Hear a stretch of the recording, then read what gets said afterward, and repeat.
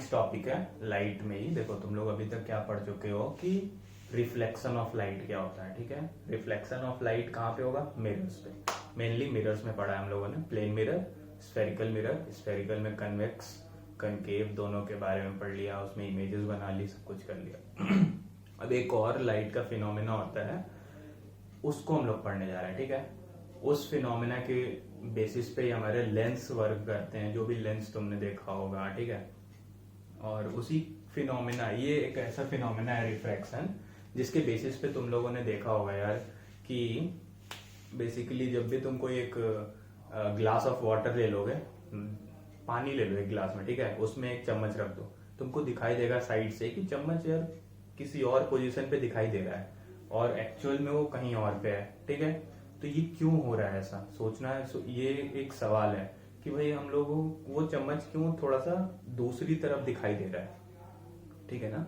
तो सिमिलरली इसी तरीके से एक और चीज होती है हमारी कि नदी में जब कोई मछली मारने वाला जाता है तो उस, या तुम खुद भी जाओगे तो देखोगे कि जो मछली होगी ना, या नदी के अंदर जो भी चीज तुमको दिखाई देगी पानी के अंदर, वो अपने एक्चुअल पोजीशन से कहीं ऊपर दिखाई देगी, उठी हुई, या दूर दिखाई देगी, ठीक है। ऐसा क्यों होता है, ये भी सोचने वाली बात है। एक दूसरी चीज की, अगर तुम देखोगे कभी कि बाल्टी ले लो है, उसमें एक पानी, बाल्टी के अंदर पानी भर दो, ठीक, पानी के अंदर एक नींबू रख दो या कोई भी एक ऑब्जेक्ट रख दो, तो तुमको ऐसा दिखाई देगा कि वो बड़ा दिखाई दे रहा है, ठीक है, बड़ा दिखाई दे रहा है। और अगर उसको पकड़ने की कोशिश करोगे तो तुमको लगेगा कि थोड़ा ऊपर ही है, और जहां पे वो दिख रहा है वहां पे हाथ लेके जाओगे पानी के अंदर तो वो शायद तुमको मिल ना पाए, पकड़ ना पाओ उस चीज को। तो ऐसा क्यों होता है?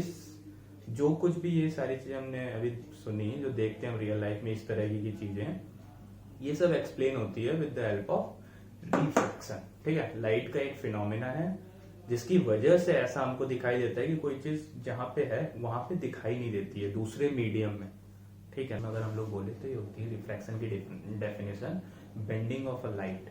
बेंडिंग ऑफ अ लाइट, मान लो कोई लाइट सीधी ट्रेवल कर रही है, तो जब तक मीडियम चेंज नहीं होगा, मान लो एयर में ट्रेवल कर रही है तो वो बिल्कुल सीधी ही ट्रेवल करेगी, ठीक है। अगर वो पानी में ट्रेवल करिए तो पानी में सीधी ट्रेवल करती जाएगी स्ट्रेट लाइन में। हमने ये पढ़ा है कि light always travels in a straight line. लेकिन क्या होता है बच्चों, जब भी एक मीडियम से दूसरे मीडियम में लाइट ट्रेवल करती है, मान लो कोई एक मीडियम है उससे दूसरे मीडियम में जा रही है, मान लो यहाँ एयर है, यहाँ से फिर वो निकल के वाटर में जा रही है, तो वो स्ट्रेट लाइन फॉलो नहीं करेगी, ठीक है, स्ट्रेट लाइन फॉलो नहीं करेगी। क्या होगा, कुछ ना कुछ लाइट में बेंडिंग आ जाएगा, मतलब लाइट अपने रास्ते से मुड़ जाएगी, अब किधर मुड़ेगी, कैसे मुड़ेगी, वो समझते हैं, ठीक है। लाइट अपने रास्ते से मुड़ जाएगी भाई, ये हमको समझ में आ गया, ठीक है। तो तीन केसेस देखते हैं पहले। कि मान लो, एक सेकेंड नहीं, ठीक है। सबसे पहली चीज जो हम लोग देखेंगे कि मीडियम क्या होता है और मीडियम में क्या क्या हो सकता है, ठीक है। देखो मीडियम कैसे हो सकता है, मान लो एक तुम्हारे पास वैक्यूम है, कुछ नहीं है आसपास, उसको हम लोग क्या बोलते हैं, वैक्यूम, एयर भी नहीं है वहां पे, ठीक। तो उसमें तुम क्या हो सकता है, देखो हम लोगों ने क्या फील किया है कि नॉर्मल जब हम लोग एयर है तो हम लोग इजिली चल सकते हैं ना एयर में, मतलब जहां भी तुम अभी खड़े हो वहां चलोगे तो इजिली चल लोगे, कोई दिक्कत नहीं आएगी चलने में, ठीक है। लेकिन जैसे ही अगर तुमसे मैं बोल दूं कि कहीं पानी भरा हुआ, नदी में गए हो, ठीक है, और नदी के अंदर अगर तुम चलने की कोशिश करते हो तो दिक्कत होती है, हम लोगों को जनरली होती है ना, मतलब थोड़ा मेहनत ज्यादा लगती है चलने में। तो इससे हमको क्या पता चल रहा है कि एयर जहाँ पे खुला खुला सा है, कुछ नहीं है, मॉलिक्यूल्स दूर दूर है, वहां चलना ईजी है हम लोगों के लिए, ठीक। पानी में हम लोगों के लिए चलना मुश्किल है, जहाँ पे थोड़ा सा मॉलिक्यूल्स पास पास है। अभी मैं बोल दूं कि किसी कीचड़ में चलना है, मड में, ठीक, जो कि बिल्कुल बहुत ज्यादा डेंस मिट्टी का कीचड़ होता है, जो उसमें चलना है तुमको, तो चलने में क्या होगी, दिक्कत होगी ना। तो वो दिक्कत क्या होती है, बेसिकली क्या हो रहा है कि जहां पे जैसे जैसे मॉलिक्यूल्स पास आ रहे हैं वहां पे हमारी स्पीड कम हो रही है, दिक्कत हो रही है हम लोग को चलने में, स्पीड हमारी घटते जा रही है, ठीक है। तो सिमिलर वे में लाइट जो होता है, लाइट को एयर में चलने में इजी महसूस होता है, लाइट एयर में इजीली ट्रेवल कर सकती है, एयर क्या है, मीडियम, ठीक है। सिमिलरली उसी तरीके से वाटर में जब लाइट जाती है तो स्पीड कम हो जाती है लाइट की। क्या हो जाती है? स्पीड कम हो जाती है। ठीक है, ये सारे हमारे क्या है? मीडियम। ठीक, स्पीड देखते हैं। ठीक है, तो स्पीड क्या हो गया? मान लो ये बोल दे स्पीड, स्पीड इन एयर क्या होगा? ज्यादा होगा। स्पीड इन वाटर क्या होगा? वाटर से एयर में ज्यादा होगा। किसका? लाइट का। ठीक है, तो ये हम लोग को बहुत बेसिक सी चीजें समझ में आती है, क्योंकि हम लोग को यार देखो पानी में चलने में दिक्कत होती है, उसी तरीके से लाइट को पानी के थ्रू जाने में थोड़ा दिक्कत होती है, स्पीड उतनी नहीं रह पाती लाइट की। ठीक, तो बेसिकली होता क्या है कि जब हमारा स्पीड चेंज होता है उसकी वजह से हमारे लाइट के अंदर क्या आती है? बेंडिंग। बेंडिंग का मतलब लाइट अपना अपना पाथ चेंज कर लेती है, स्पीड कम हो जाती है, तो इस वजह से लाइट बेंड कर जाती है। बस इतना समझना है हमको अभी। ठीक है, कि जब भी मीडियम चेंज होगा तो स्पीड चेंज होगी, स्पीड चेंज होगी तो लाइट का पाथ जो है वो बेंड हो जाएगा, स्ट्रेट लाइन में नहीं जाएगी, जिस पाथ पे जा रही थी उससे थोड़ा बेंड हो जाएगी। ठीक है, अब क्या समझना है हम लोगों को बच्चों कि मीडियम कितने टाइप के होते हैं पहले देख लेते हैं जल्दी से। मीडियम बेसिकली हम लोग डिफाइन करते हैं दो तरह के, रेयरर, डेंसर। ये बहुत बेसिक सी चीज है। ठीक है, तो देखो रेयरर का मतलब क्या हुआ? जिसमें खुला खुला सा हो, जैसे एयर। एयर क्या है? रेयर है पानी के रेस्पेक्ट में। ठीक है, पानी में मॉलिक्यूल्स बहुत पास पास है। रेयर का मतलब क्या होता है? जिसमें खुला खुला सा हो यार, बहुत मॉलिक्यूल्स दूर दूर से हो, इजिली लाइट ट्रेवल कर सके। ठीक है, स्पीड ऑफ लाइट क्या होगी वहां पे? ज्यादा होगी। Easy to travel light, easy for light to travel. ठीक है, तो इससे क्या हो जाएगा? इसमें स्पीड स्पीड स्पीड ज्यादा होगी। ठीक है, रेयर मीडियम में तो स्पीड ज्यादा है बच्चों। ठीक है, difficult difficult for light to travel. ठीक है, तो इसमें स्पीड क्या हो जाएगी? कम हो जाएगी, स्पीड कम हो जाएगी। ठीक है, तो हमने समझ लिया यहाँ पे कि मीडियम, यहाँ पे हमने एक नया वर्ड देखा था कि मीडियम की वजह से ऐसा हो रहा है। तो मीडियम की वजह से क्यों हो रहा है? क्योंकि स्पीड आ जाता है, और अलग अलग मीडियम में स्पीड कम या ज्यादा होता है। ये हम लोगों ने कैसे महसूस किया कि खुद भी हम लोग ये फील कर सकते हैं कि यार पानी में चलना इज डिफिकल्ट, और पानी में चलना थोड़ा मुश्किल होता है, हवा में चलना आसान होता है। ठीक है ना, तो उसी तरीके से लाइट के लिए पानी में चलना थोड़ा डिफिकल्ट होता है। अब अगर मैं पानी की जगह यहाँ ग्लास ले लूं, इसमें और भी डिफिकल्ट होता है, तो यहाँ पे वेलोसिटी स्पीड क्या हो जाएगी? ग्लास में और कम होगी। ठीक है, स्पीड और कम होगी। अब मैं बोलूं इसके बाद कि मैं एक डायमंड ले लूं, डायमंड, तो डायमंड में ऐसा पाया गया है कि और भी दिक्कत होती है लाइट को चलने में, तो यहाँ पे स्पीड और कम हो जाती है डायमंड। ठीक, तो डायमंड में और भी स्पीड कम हो जाती है। तो इसका मतलब क्या हुआ कि सबसे बेसिक सी चीज जो हम लोग को अभी तक समझनी थी कि bending of light, bending of light रे। ठीक है, बेंडिंग ऑफ लाइट रे क्यों होता है? Because of speed. ठीक, bending of light ray basically क्यों क्यों हो रहा है? क्योंकि हम लोग का मीडियम चेंज हो रहा है। पहले तो मीडियम चेंज हो रहा है, तो मीडियम चेंज होने की वजह से क्या हो रहा है? स्पीड चेंज हो रहा है। स्पीड चेंज हो रहा है, इस वजह से ये बेंडिंग ऑफ लाइट हमको देखने को मिलता है। एंड बेंडिंग ऑफ लाइट को ही हम लोग क्या बोल देते हैं बच्चों? रिफ्रैक्शन। ठीक है, अब देखते हैं कि बेंडिंग कैसे होता है। मान लो बेंडिंग का मतलब कि किस साइड बेंड करता है लाइट। ठीक है, मान लो लाइट कहीं इंसिडेंट कर रहा है, दूसरे मीडियम में जा रहा है तो ठीक, ये दोनों अलग अलग मीडियम थे, इन दोनों के बीच का ये क्या था? सेपरेटिंग सरफेस था, इन दोनों मीडियम को सेपरेट कर रहा था। यहाँ मान लो कोई एक दूसरा मीडियम था, यहाँ कोई एक दूसरा मीडियम है। ठीक है, कोई दिक्कत नहीं है। अब मैं बोल रहा हूँ कि ये जो मीडियम था, मीडियम वन, ये था रेयरर मीडियम था, और ये डेंसर मीडियम था। ठीक है, डेंसर मीडियम था, ये रेयरर मीडियम था। रेयरर मतलब ले लो, यहाँ पे मान लो एयर होगा। ठीक है, एयर हो सकता है, और यहाँ पे क्या हो सकता है? ग्लास हो सकता है, पानी हो सकता है। तो ये डेंसर मीडियम हो गया उसके रेस्पेक्ट में। ठीक, तो रेयर मीडियम से डेंसर मीडियम में अगर लाइट ट्रेवल करता है तो हम लोग क्या बोलते हैं कि इस पॉइंट पे हम लोग एक नॉर्मल खींच लेंगे। जिस पॉइंट पे इंसिडेंट किया लाइट, उस पॉइंट पे मैंने एक नॉर्मल बना लिया है, इस सरफेस के नॉर्मल। ठीक, तो ऐसा देखा गया है कि जब लाइट रेयर मीडियम से डेंसर मीडियम में जाता है तो आफ्टर एंटरिंग दिस सरफेस, इसके बाद क्या होता है, रिफ्रैक्शन होता है इस सरफेस पे, तो क्या होगा कि ये bends toward the normal, bends toward the normal, ठीक।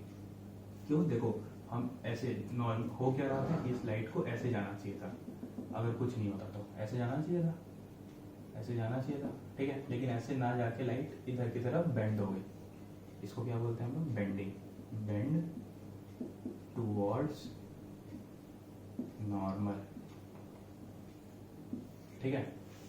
तो ये चीज हम याद रखेंगे कि रेयर मीडियम से डेंसर मीडियम में जब लाइट जाती है तो it bends towards normal, normal की तरफ, ऐसे जा रही थी, ऐसे जाना चाहिए था, लेकिन ये ऐसे टुवर्ड्स नॉर्मल बेंड हो गई, ठीक है। तो बेंडिंग इस तरीके से होगी। अब देखते हैं दूसरा केस, ठीक है। तो दूसरे केस में क्या होगा, मान लो ये इंसिडेंट रे है, इंसिडेंट रे है, ठीक। फिर यहाँ पे एक नॉर्मल बना लिया तुमने, एक नॉर्मल बना लिया। अब यहाँ पे दिया हुआ है कि मीडियम 1 जो है ये डेंसर है, ठीक है, मीडियम 2 जो है वो रेयरर है, ठीक है, दोनों अलग अलग मीडियम, ये डेंसर मीडियम, ये रेयरर मीडियम। तो अब लाइट डेंसर मीडियम से रेयरर मीडियम में एंटर कर रही है, ये नॉर्मल है। अब लाइट को नॉर्मली जाना कैसे चाहिए था, ऐसे ऐसे, ठीक है, लेकिन क्या होगा, आफ्टर रिफ्रैक्शन देखा गया कि लाइट गोज लाइक दिस। तो हुआ क्या कि light basically bends away from the normal, bends away from normal, ठीक है। तो दो केसेस इंपॉर्टेंट केसेस हैं, इन दोनों को ही बस याद रखना है हमको थ्रू आउट द रिफ्रैक्शन, ठीक है। क्या कि जब रेयरर मीडियम से डेंसर मीडियम जाते हैं तो light bends towards normal, bends toward normal. जब डेंसर मीडियम से लाइटर मीडियम में जाते हैं, रेयरर मीडियम में जाते हैं जो खुला खुला सा है, तो light bends away from normal, ठीक। अवे मतलब दूर भागेगा, जैसे नॉर्मल ये था, इस नॉर्मल से दूर चली गई लाइट, ठीक है। अब एक इंपॉर्टेंट केस है यहाँ पे, ये हो गया तुम्हारा स्पेशल केस। इसमें क्या होता है, नो बेंडिंग कब होगा, मान लो ये मीडियम 1 है, ये मीडियम 2 है, ठीक है, कैसा भी मीडियम हो, जब हमारा incident light incidents eight normal मतलब नॉर्मल, मान लो ये इस सरफेस पे ये नॉर्मल था और इस नॉर्मल के थ्रू ही इंसिडेंट कर गई लाइट, ये लाइट ऐसे इंसिडेंट हुई, तो यहाँ पे कोई बेंडिंग नहीं होगी, वो लाइट क्या होगा, इस नॉर्मल के थ्रू आप बिल्कुल स्ट्रेट लाइन में चली जाएगी। तो यहाँ पे क्या होगा कि जब लाइट नॉर्मली इंसिडेंट करेगी किसी सरफेस पे तो वो बिल्कुल उस सरफेस में स्ट्रेट लाइन में चली जाएगी विदाउट एनी बेंडिंग, ठीक है। तो ये 3 केसेस हो गए हमारे, ठीक है। ऑप्टिकल डेंसिटी तो मैंने पहले ही बता दिया है, इतनी बार हम लोग डिस्कस कर रहे हैं कि मीडियम क्या होता है, रेयरर या डेंसर, ठीक है। तो किसी भी ये यहाँ पे क्या होता है कि रेयरर में क्या होता है, मॉलिक्यूल्स बहुत दूर होते हैं और फ्री सा होता है पूरा मीडियम, जैसे कि जिसमें इजीली लाइट ट्रेवल कर सके। डेंसर का मतलब जिसमें मॉलिक्यूल्स पास होते हैं। तो दो तरीके, एक तरीके से इसको बोल सकते हैं हम लोग कि ये डेंसिटी ही है, ठीक है। तो जो बेसिक डेंसिटी हम लोगों ने पहले पढ़ रखी है उसमें और इसमें क्या डिफरेंस है कि इस बार हम लोग रेयर और डेंसर किसके लिए डिफाइन कर रहे हैं, बिकॉज ऑफ फॉर लाइट, ठीक है। तो लाइट के लिए अगर चीजें तुम डिफाइन करते हो तो उसको ऑप्टिकल बोलते हो। इसी डेंसिटी को अगर तुम लाइट के लिए डिफाइन कर रहे हो कि लाइट को ट्रेवल करना मुश्किल होगा या लाइट को ट्रेवल करना इजी होगा, ठीक है, ऑन द बेसिस ऑफ कि मॉलिक्यूल्स दूर हैं या पास हैं, तो हम लोग उसी डेंसिटी को ऑप्टिकल डेंसिटी के नाम से बोलते हैं, ठीक। ये बात एनसीईआरटी में मेंशन्ड है, तो हम लोग इसलिए मैंने यहाँ पे बता दिया, ठीक है। तो बेसिकली ऑप्टिकल डेंसिटी इज कि कोई भी मीडियम है, मान लो कोई मीडियम है, वो कितना ऑप्टिकल डेंसर है या कितना ऑप्टिकल रेयरर है, इससे ये पता चलता है कि वो लाइट के फ्लो को कितना कितना इजीली पास करने दे रहा है, लाइट की स्पीड को कितना कम रोक रहा है। ठीक है, मान लो कोई मैं बोलूं कि ग्लास ग्लास ग्लास जो है ये ऑप्टिकली डेंसर है कि रेयरर है with respect to air. Air के रेस्पेक्ट में ये ज्यादा ऑप्टिकली डेंसर है या ऑप्टिकली रेयरर है। ठीक है, तो ये हम लोग बोल सकते हैं ना कि एयर के रेस्पेक्ट में glass is more optically denser. क्यों? ये लाइट की स्पीड को कम करेगा, जो कि एयर में मान लो लाइट की स्पीड अगर जितनी भी है उससे कम होगी, ग्लास के थ्रू अगर लाइट पास होता है, तो इसलिए हम लोग क्या बोलते हैं कि इसकी ऑप्टिकल डेंसिटी ज्यादा है विद रेस्पेक्ट टू एयर। ठीक, अब देखते हैं कि ऑप्टिकल डेंसिटी को मेजर कैसे करते हैं, किसी ऑब्जेक्ट की ऑप्टिकल डेंसिटी कितनी होगी, कैसी होगी, उसको मेजर कैसे करते हैं। तो उसके लिए हमारे पास एक टर्म आया रिफ्रैक्टिव इंडेक्स। ठीक है, ये बहुत इंपॉर्टेंट टर्म है। तो किसी भी मीडियम की या किसी भी ऑब्जेक्ट की which allows light to pass through it, जो ऐसा कोई मीडियम जो लाइट को अलाउ करता है पास करने के लिए, तो उसकी ऑप्टिकल डेंसिटी क्या है उसको मेजर करने के लिए we use this refractive index. It is the major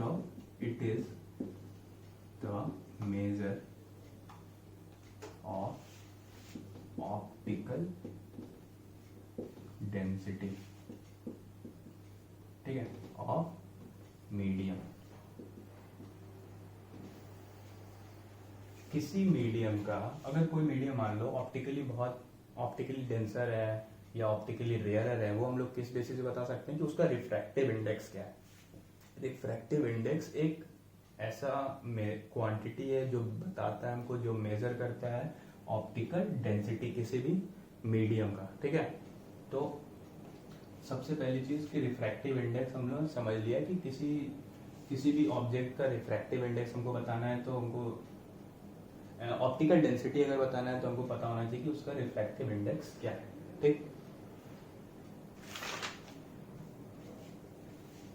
अब देखते हैं एक दो चीज और। ठीक है, about refractive index. Refractive index देखो, सबसे इंपॉर्टेंट चीज क्या है ना बच्चों की, रिफ्रैक्टिव इंडेक्स ये एक रिलेटिव क्वांटिटी है, रिलेटिव टर्म है। रिलेटिव टर्म का मतलब क्या होता है कि कभी भी रिफ्रैक्टिव इंडेक्स तुम ये नहीं बोलोगे कि ग्लास का है या रिफ्रैक्टिव इंडेक्स पानी का है, रिफ्रैक्टिव इंडेक्स हवा का है, ऐसा नहीं बोलते। हम लोग क्या बोलेंगे हमेशा कि refractive index of glass with respect to air, refractive index of water with respect to glass, इस तरीके से बोलेंगे। मतलब एक को दूसरे के रेस्पेक्ट में बताते हैं हमेशा। रिफ्रैक्टिव इंडेक्स की जब भी बात करेंगे हम लोग, तो इट इज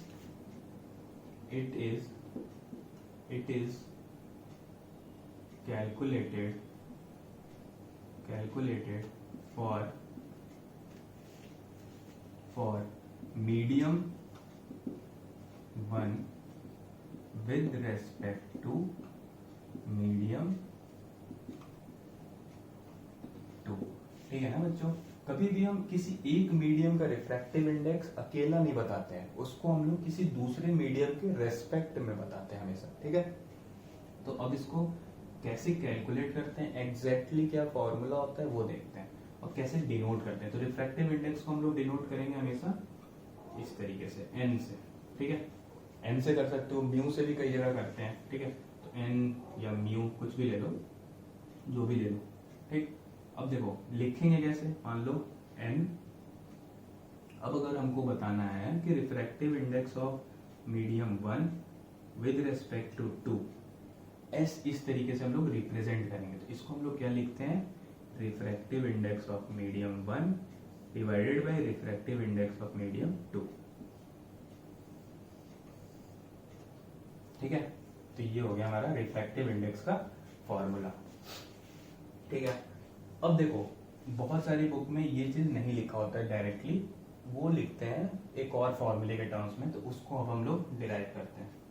एनसीईआरटी में भी वो चीजें लिख रखी हैं। क्या होता है देखो, refractive index of 1 with respect to 2 in terms of क्या लिखते हैं वो लोग, स्पीड के टर्म्स में लिखते हैं। तो क्या लिखेंगे हम लोग, स्पीड अगर हम लोग रिफ्रैक्टिव इंडेक्स ऑफ 1 लिख रहे हैं विद रिस्पेक्ट टू 2, तो हम लोग का क्या लिखेंगे, स्पीड ऑफ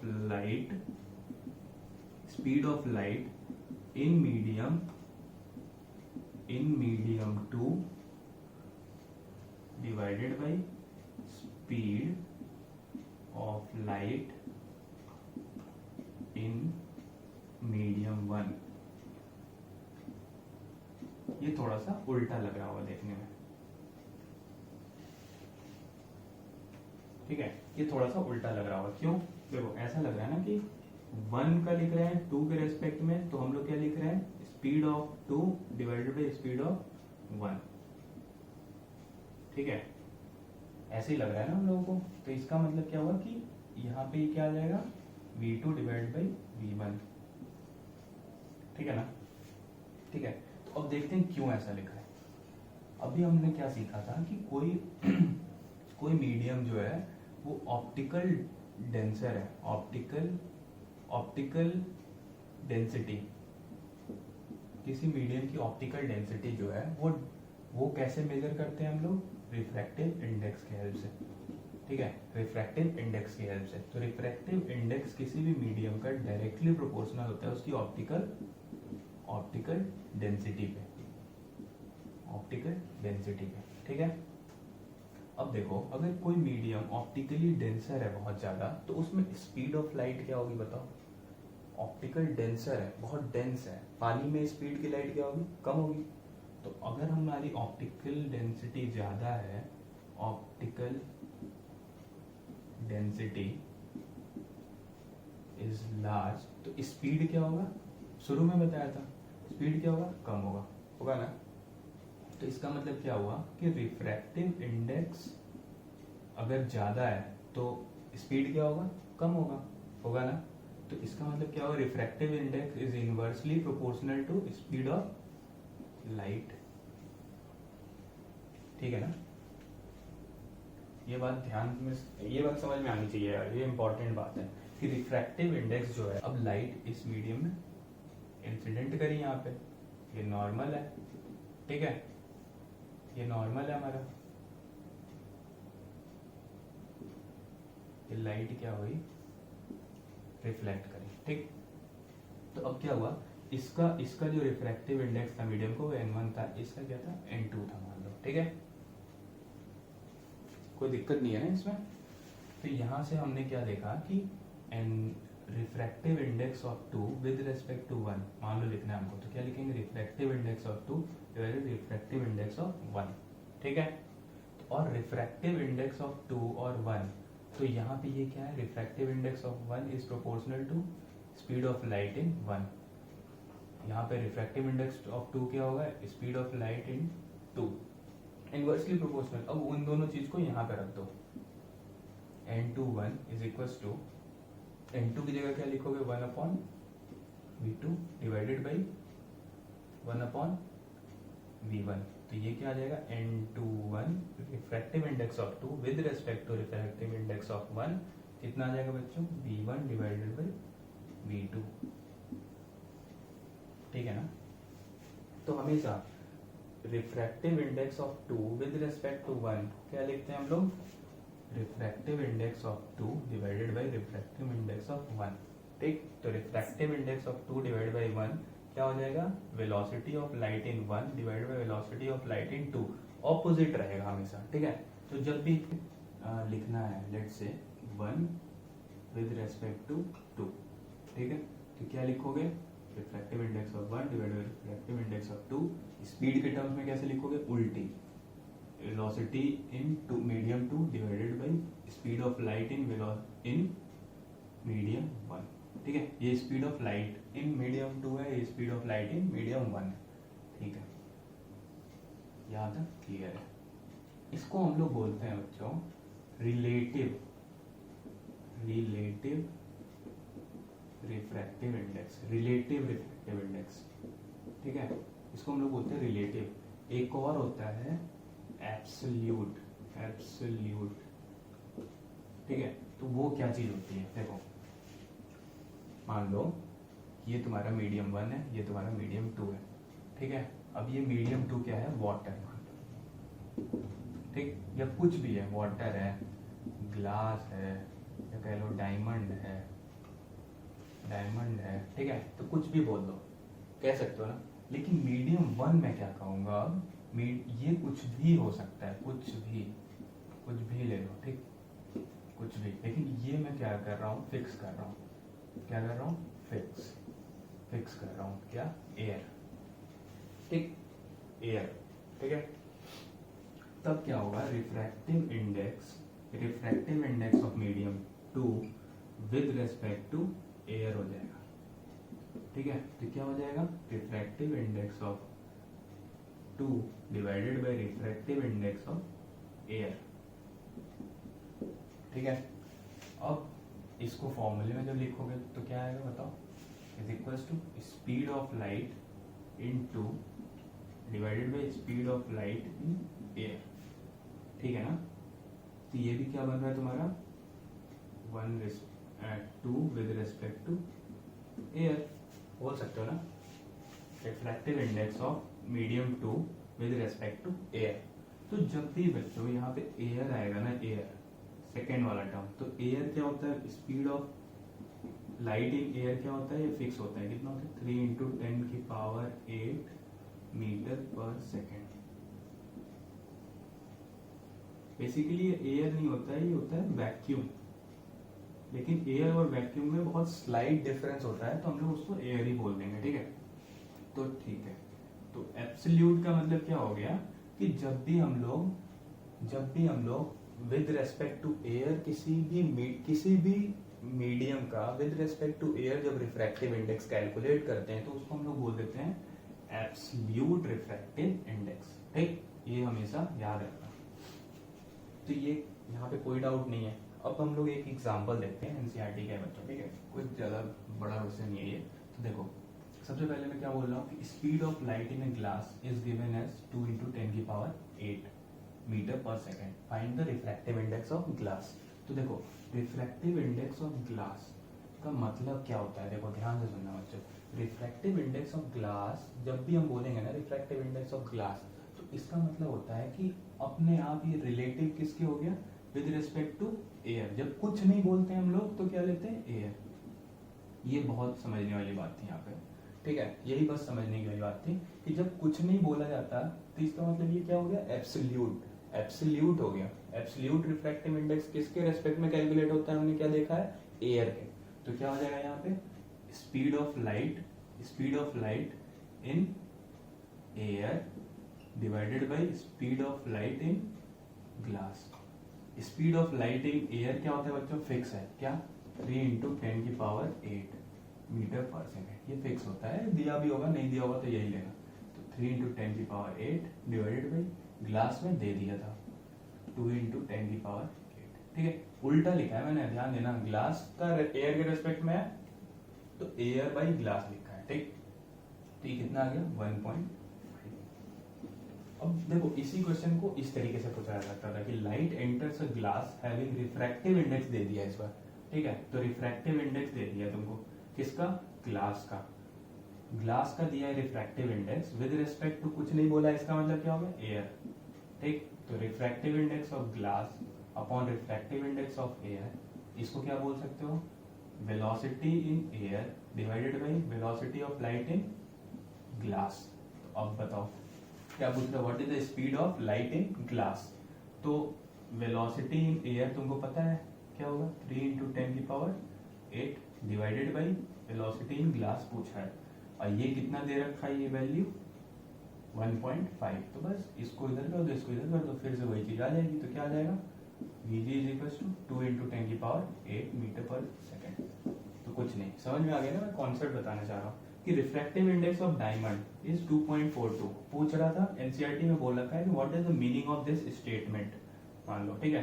कोई अगर बोले कि रिफ्रैक्टिव इंडेक्स ऑफ डायमंड क्या होता है, अब तो यार ये दोनों देख के तुम लोग समझ ही गए होगे कि इसमें क्या बोलने वाला हूँ। कि रिफ्रैक्टिव इंडेक्स ऑफ किसी भी मीडियम का रिफ्रैक्टिव इंडेक्स देने का मतलब क्या हुआ कि रिफ्रैक्टिव इंडेक्स ऑफ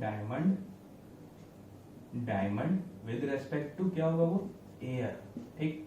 तो इसका मतलब क्या हुआ कि रिफ्रैक्टिव इंडेक्स का मतलब क्या हो गया, अब यहाँ पे देखो ध्यान से कि speed of light in air divided by speed of light in diamond, ठीक है।